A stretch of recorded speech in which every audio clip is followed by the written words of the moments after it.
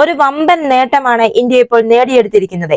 Indian ദേശീയ സുരക്ഷാ ഉപദേഷ്ടാവ് അജിത് ഡോവലിന്റെ പാരീസ് സന്ദർശനത്തിന് തൊട്ടു മുൻപ് 26 റാഫേലും യുദ്ധവിമാനങ്ങൾ വാങ്ങുന്നതിനുള്ള അന്തിമ വില ഓഫർ ഫ്രാൻസ് ഇന്ത്യക്ക് സമർപ്പിച്ചിരിക്കുകയാണ്. ഇരു രാജ്യങ്ങളും തമ്മിലുള്ള തീവ്രമായ ചർച്ചകളെ തുടർന്നാണ് ഈ കാര്യമായ വിലക്കുറവിൽ ഈ ഓഫർ ഫ്രാൻസ് ഇപ്പോൾ ഇന്ത്യക്ക് സമർപ്പിച്ചിരിക്കുന്നത്. ഈ വികസനം ഇന്ത്യൻ നാവികസേനയുടെ കഴിവുകൾ വർദ്ധിപ്പിക്കുന്നതിന് നിർണായകമായ ഒരു കരാറിനായി നടന്നുകൊണ്ടിരിക്കുന്ന ചർച്ചകളിൽ ഗണ്യമായ പുരോഗതിയാണ് സൂചിപ്പിക്കുന്നത്. ഇന്ത്യയുടെ ആദ്യത്തെ തദ്ദേശീയ വിമാനവാഹിനി കപ്പലായ INS വിക്രാന്തിലും വിവിധ നാവിക താവളങ്ങളിലും വിന്യസിക്കാനാണ് റാഫേൽ ജെറ്റുകൾ ഉദ്ദേശിച്ചിരിക്കുന്നത്. കഴിഞ്ഞയാഴ്ച ഫ്രഞ്ച് പ്രതിനിധി സംഘം ന്യൂഡൽഹി സന്ദർശിച്ച് ഇന്ത്യൻ അധികൃതരുമായി ചർച്ച നടത്തി.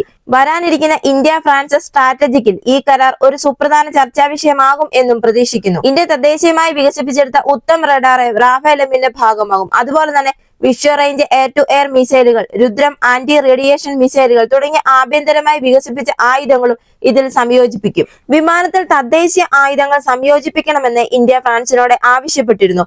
വിഷ്വൽ റേഞ്ച് മിസൈലുകൾക്കപ്പുറമുള്ള ആസ്ട്രയും രുദ്രവും വികരണ പ്രതിരോധ മിസൈലുകളും ഇതിൽ ഉൾപ്പെടുന്നുമുണ്ട്. 40ഓളം ട്രോപ്പ് ടാങ്കുകളും വിമാനങ്ങൾക്കായി കുറച്ച് വർക്ക് സ്റ്റേഷനുകളും ഉൾപ്പെടുന്ന നാവിക കരാറിൽ ഇന്ത്യൻ വ്യോമസേനയുടെ ചില ആവശ്യകതകളും ഉൾപ്പെടുത്തിയിട്ടുണ്ട്.